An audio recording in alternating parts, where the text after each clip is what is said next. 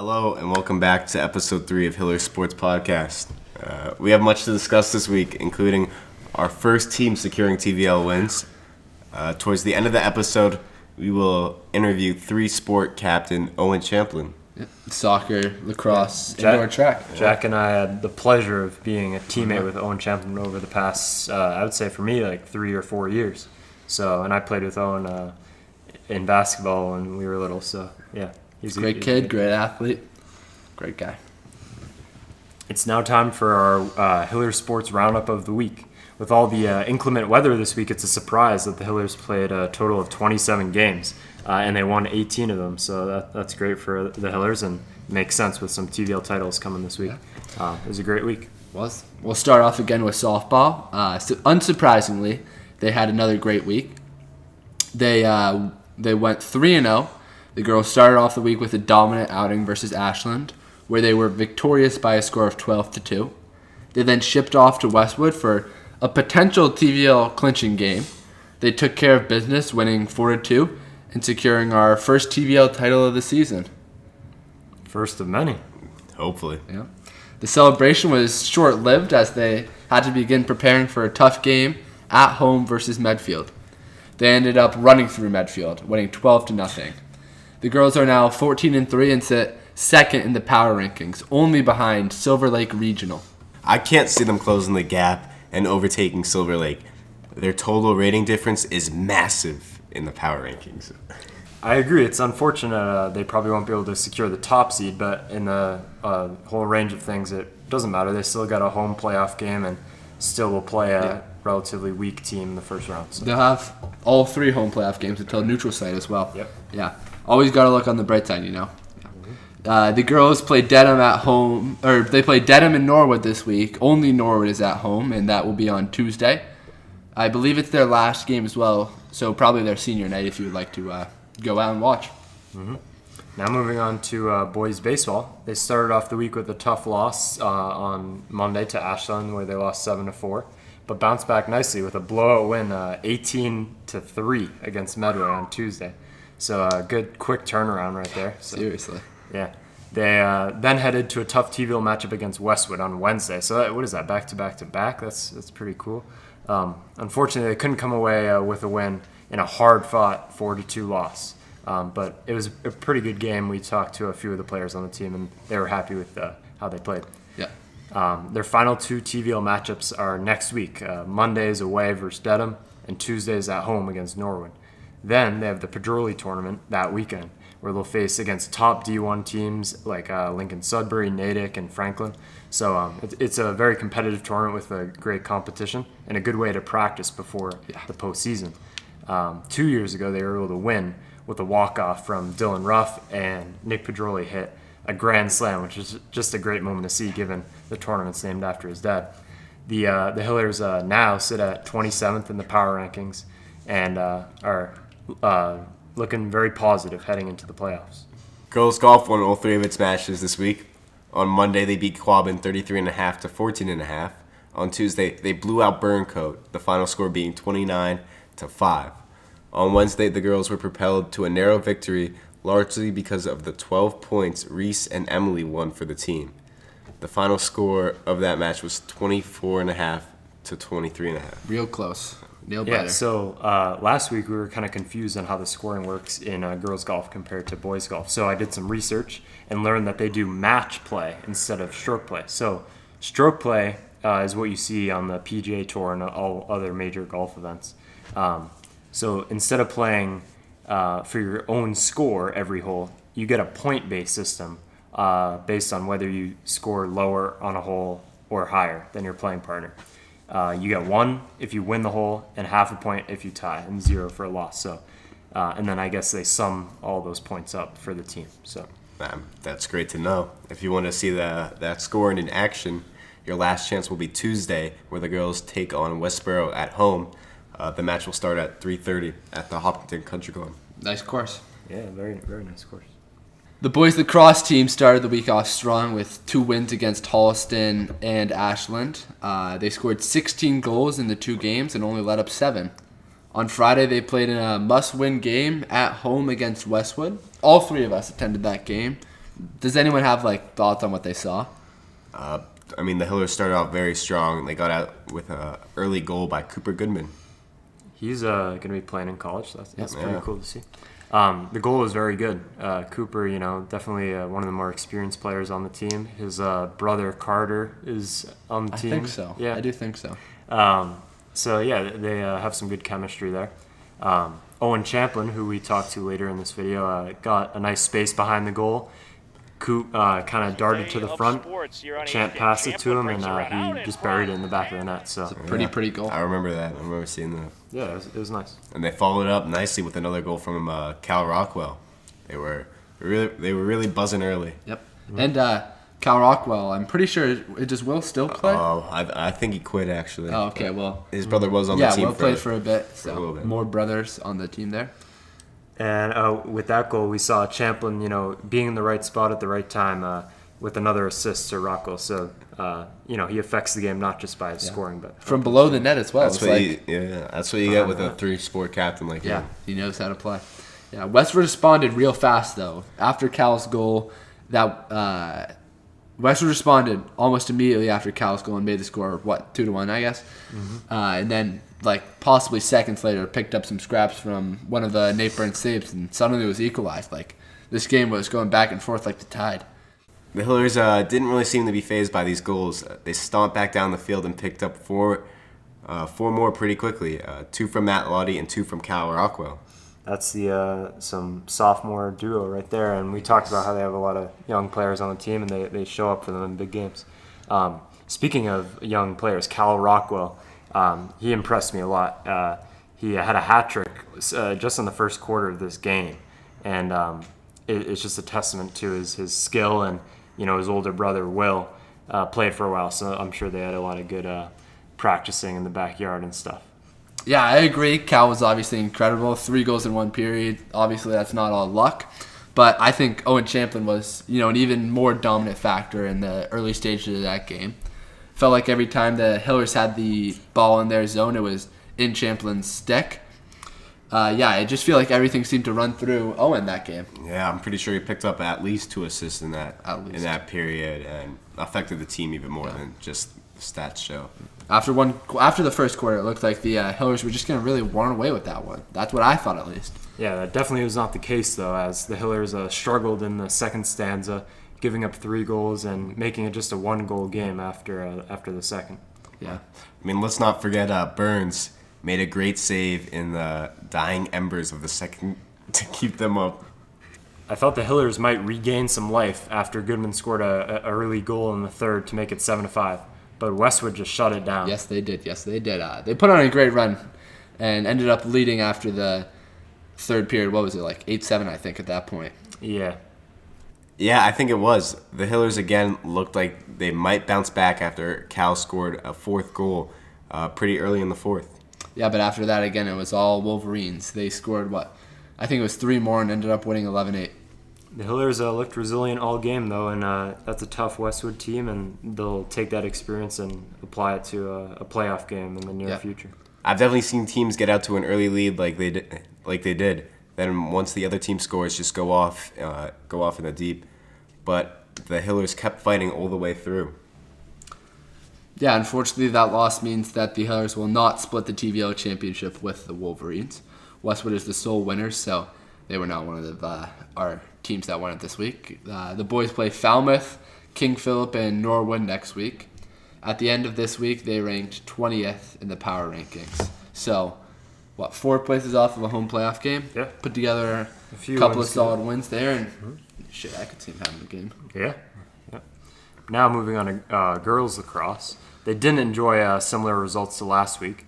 They struggled this week, although they did start off with a 14-9 win versus Holliston. Later in the week, they fell 9-11 versus Ashland, and then on Friday, they had a tough loss against Westwood, the score being 16-1. Wow.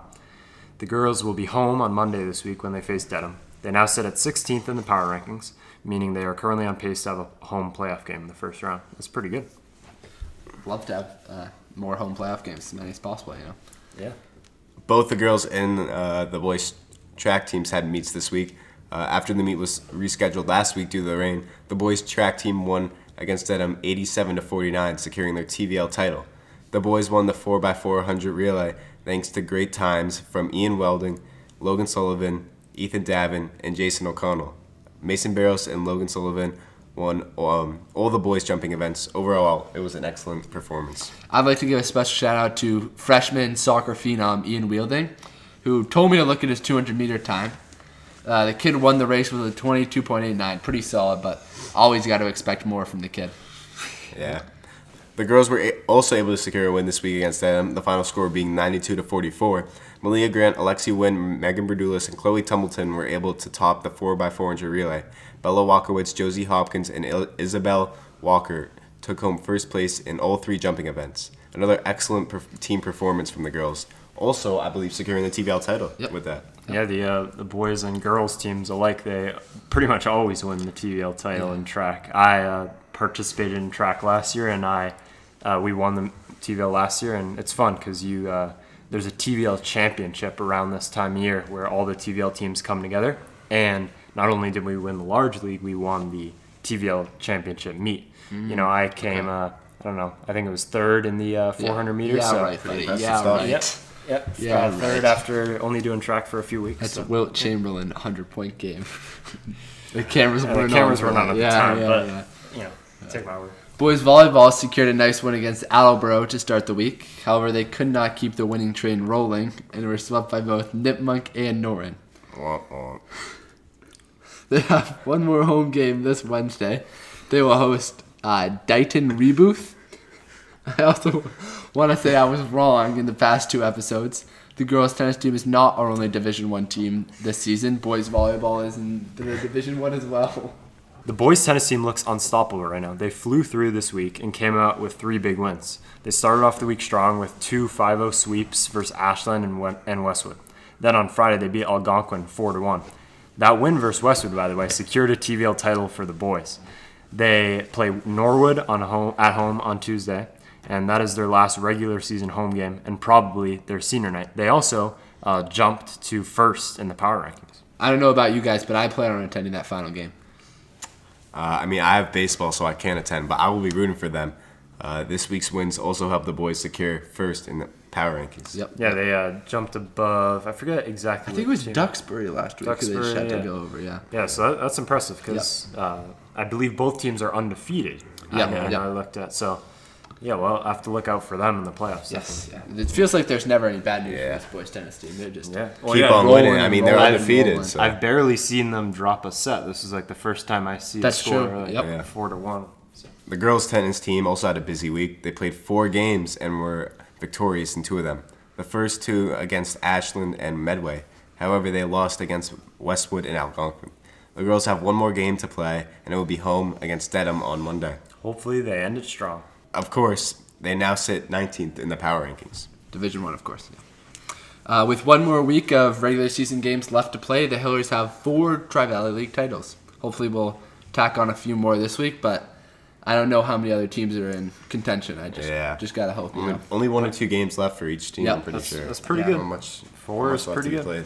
I'd like to know what town has the most TVL titles per season. That would be a good stat to find out. Maybe Four's got to be pretty solid, you know. I there's a couple towns like Westwood I know is always pretty good. Always good in every sport. Medfield, yeah. Medfield's always good in lacrosse. I know they Yeah, but always they're get that small TVL now, so title. that's a Mickey Mouse league. Now let's check out these softball highlights. Some of the top plays of the week. Yeah. We got stepping up to the mound. Oh, what a hit. bang. Got all of it. Starting off strong. First inning, that's gonna get the momentum going. You know, That's how you get the team. Wow, nice home run. We saw Team this, excited. a very similar play last week, I believe, starting it off strong. Same thing again, rounding the bases. Look at the cheering crowd, and umpire make sure she touches home. But that's great to see. Some special jerseys too. Strikeout cancer. It looks. Yeah. Yeah. Nice event. Didn't look like it was the best fielding back there. The fielder looked like it was gonna Maybe the drop in, sun but was it in her eyes. it never looked like it was going to. Yeah. Now Callie Arthur at the plate for softball, up 2-0 in the second inning against Medfield. Let's see what she can do. Callie Arthur, obviously a power hitter. That's Dang. off the Oh bat. my God! Oppo. Oh my Oh, that's, God! oh wow. Right That's over the right long field. side too, I believe. Wow. Yeah. I was able to just get it over there. Yeah. Into the woods. It's funny. A lot of the home runs we've seen have been on this left side of left field, but that's the first one we've seen on the right field. Same supportive team as ours. She's hyped. Yeah. She's hyped for that. Yeah. Nice to see. Well, was that a solo home run? I think. No, I think there was a runner on Yeah, I third. believe it was runner a on two-run home Two-run run. home run. Make it 4-0. Couple of insurance runs, as they say. That is nice. Now we got Avery Quebec passing to Lucy Mado to start off the game. Let's watch. Girls lax here versus Holliston, first quarter. Always a Back to- competitive, back up. always a OBA. competitive Backing game up. against Holliston. Yeah.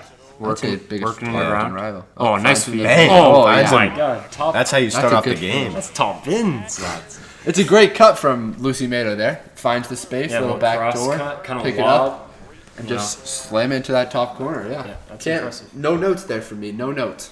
Now we have boys lacrosse in the first quarter at home versus Westwood. This was a potentially TVL title deciding game. Let's jump in. Owen Champlin has the ball on his stick. I remember seeing this live. Yeah, comes Really got down me to the hyped. bottom of the goal. Nice pace of play here. Yeah. Lulling them to sleep. Makes a move, sees Cooper cut in, Champlin. finds it, and Oh. just That's too easy. never a chance for the goal. And Cooper's hype. You see him go hype. over. Yeah, great play. That's how you start off the game. I don't Good think lord, look at how short that goalie is.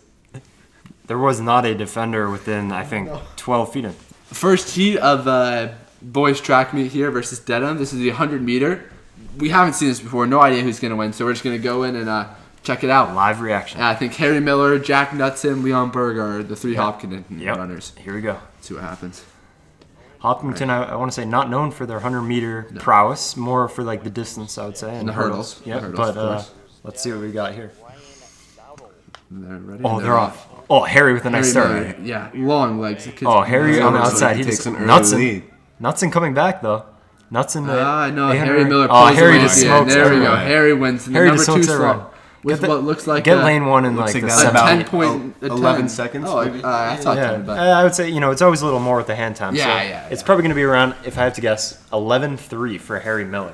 my bad. Pretty good Track time. Master, yeah. I Pretty mean, the good kid's time. got legs longer than anyone I've ever seen. He should be a good runner. And this isn't even his event. No, He is a 100-meter hurdle master. hurdler. He's actually a very good. He's gonna probably go at Division 1 for a track. subpar soccer player at best.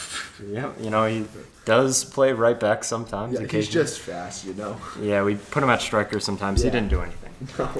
He got a No fraudulent. He goals. got a fraudulent goal one time. Yeah, off the corner, yeah. Yeah, where he like tapped it in. I don't even remember. Oh yeah, it was an own goal. Yeah. so No, that he doesn't scored count. 2 that game, though. He scored 2 that game. And he thought he was him. Yeah, and he thought it was him. So yeah, I remember that. One was an own goal, and then the other he just like hit. The other him was somehow. lucky, yeah. I don't even know. So Harry Miller, track star but fraudulent soccer player. Yeah, and he's British too, so like. Oh my that god! doesn't I remember count. the day the Queen died. He skipped practice. That's a true story. Now joining us in the studio is boys lacrosse captain, boys soccer captain, and indoor track captain Owen Champlin. Thanks for coming out. Thank you guys for having me. I'm very excited to be here. It's a pleasure. Now, obviously, you were very involved in high school and especially the sports. I'll try and save you from your teammates here, so I won't make you pit them against each other. But could you give us a favorite part of each team that you were on? I'd say really for all three of them, I think that the culture is great. I think that everybody gets along great. We create a family-like bond. We kind of all feel like brothers on the team, and I think that can go for all three sports. You, of course, are a 3-sport captain, but am I wrong saying you played 4 sports in high school? Yeah, you would not be wrong saying that. I did play some football my freshman year.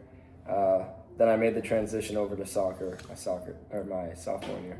That's tough to do. That's impressive. What position did you play in football? I was a running back. And the Running back and kicker, punter, and outside linebacker. He punted and then received it himself. Yeah, I was On the a- receiver too. Yeah. On a pretty successful team, right? No, we actually went like 1-10 that season. Probably one of the reasons why I switched back over to soccer. If I'm being Then we won the completely TVL. honest. Yeah, then we got that TVL. Yeah, that's we got the soccer TVL. Okay. So you're a bit of a journeyman. Is there one sport you wish you could have played in high school that you didn't get the chance to? I'd say the 2 sports that I wish I could have played are 1, basketball, and 2, hockey. which are both winter season sports when I was doing track. But I'd say it was more so that I was lacking the skill to play those two sports. You know, hockey, you really gotta be in that sport as like a baby. Yeah. Do you know how to skate? I do know how to skate, not like any of the kids on any of the teams, but you know, I would very much enjoy that. And then the basketball, I just, quite frankly, I used to play back in 6th grade, but quite frankly, I'm not good enough for the team. Hockey's a fun sport to watch. I'm sure it would have been a lot of fun to play at the high school level. Yeah, absolutely. I would have loved to play golf and tennis. Tennis sounds fun. Tennis is fun. Yeah.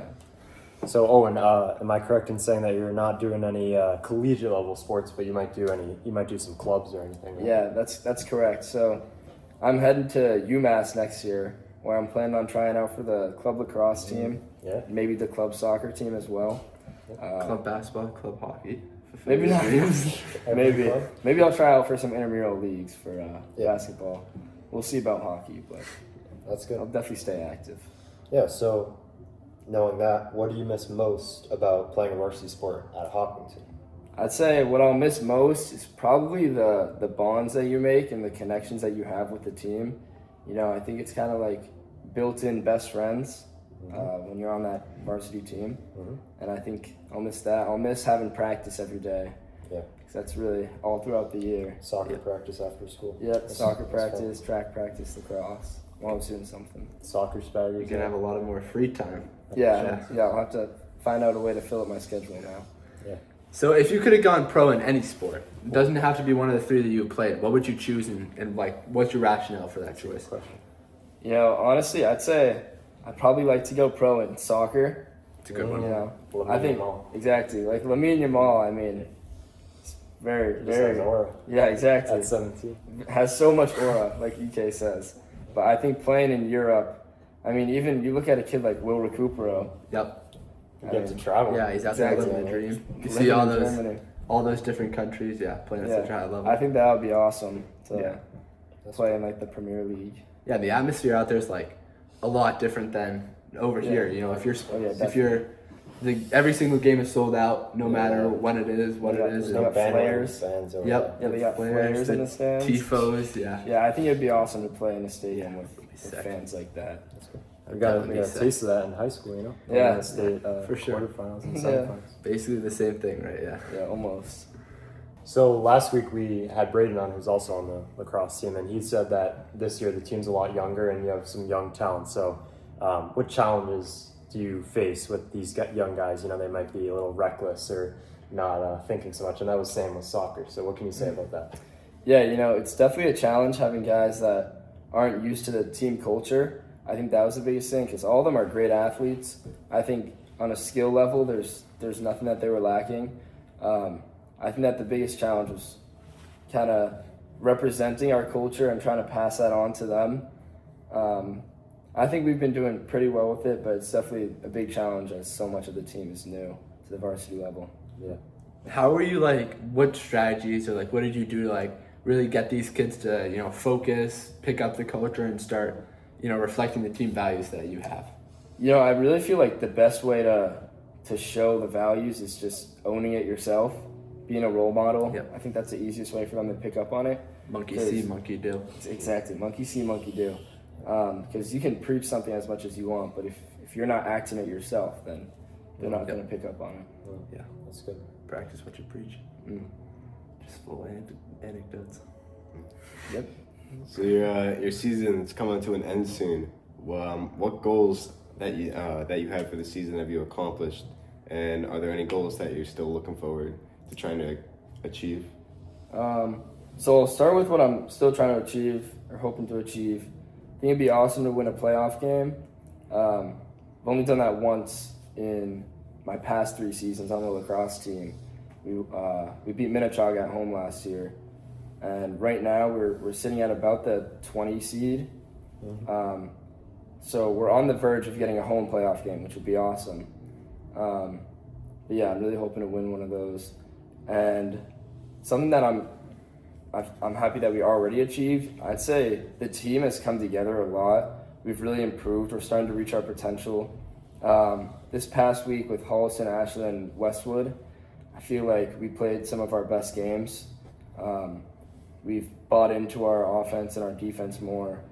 And although we lost to Westwood 11-8, we definitely had some great moments where we came together. Were there any like personal goals that you have, like score X amount of goals or anything that you've achieved or not achieved yet? No, for me, I don't really care as much for points. I think maybe if I was looking to commit to play in college, I think that it would maybe mean a little bit more to me. But I'm more focused this year on just trying to do whatever it takes to get the team win. You know, even if that's like playing more defense, which obviously you're not going to get as many points when you're playing on defense, helping out on face-offs, stuff like that. I try and be like the Swiss Army knife of the team. It's a great mentality to have. So, you know, with you playing a sport every season, you obviously didn't have a lot of time after school to get your homework done or whatever. So you probably became pretty good at managing your time and just like creating time. Do you have any strategies or advice that you could pass down to a younger guy who might be struggling with just that? Yeah, honestly, I'd say with sports taking up so much of my free time, I think it's great to just get things done the moment that you get it assigned, like the moment you have time. So whether that's like, you know, flex block is great. Especially in senior year, we have a lot more studies. Yep. Right? Or at least for me, this is the first year where I've had studies like in my real schedule. So taking advantage of that time rather than like going out all the time definitely helps you stay on top of it. And you know, sometimes you're gonna have late nights studying or doing homework, whatever it is, but you just gotta make it work whenever you can. You know, get the homework done before you sit on Instagram. Yep. It's good advice.